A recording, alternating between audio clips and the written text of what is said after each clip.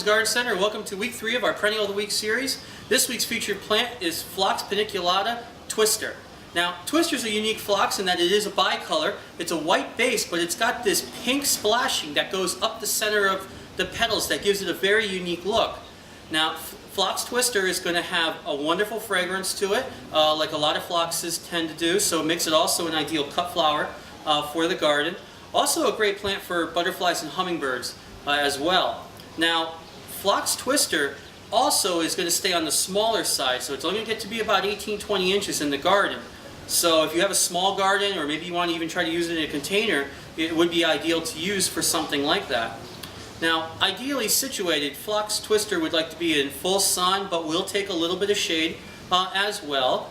And you want to make sure you give them a good rich soil. Phlox tends to like a lot of organic matter added to the soil. And along with this striking phlox, there's a lot of plants that will complement it really well. And first of all, just a simple oldie but goodie is just something like this Echinacea magnus. Echinacea magnus, it's a good echinacea to grow in the garden. Very hardy, very sturdy. Nice big blooms to it with yellow cone centers. And this is going to top out around 3 feet in the garden, so you can use this behind the Phlox Twister. Another plant that's really good as a cut flower, and also for the butterflies as well. And you can pick up the color of this with the pink in the phlox. Another great plant to put in with it is this Scabiosa butterfly blue. Scabiosa butterfly blue, if you just do a little deadheading to it, you can keep this plant in bloom all season long, even right through the summer and right into the fall. Another one that's great for a cut flower and for butterflies. Has a little bit more of a wispy kind of feel to it. And this you're probably going to want to use to either side of the phlox, as they'll both get to be about the same size. Now, a plant that I really like, and something that I tend to collect myself, is these Oriental Lilies. This is one called Conca d'Or. And Conca d'Or has just got this amazing, strong, potent fragrance to it that if you're even within 30 feet of this plant, you're going to pick up the fragrance of it. It's that strong.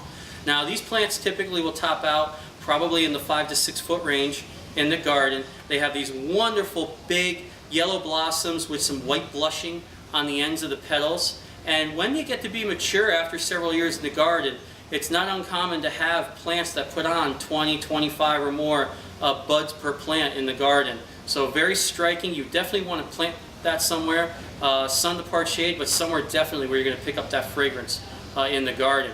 Another great plant to go with our Phlox Twister. It's an oldie but a goodie.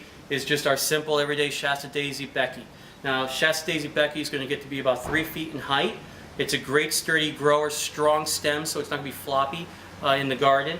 You definitely want to grow these in sun, but they would take a touch of shade if need be.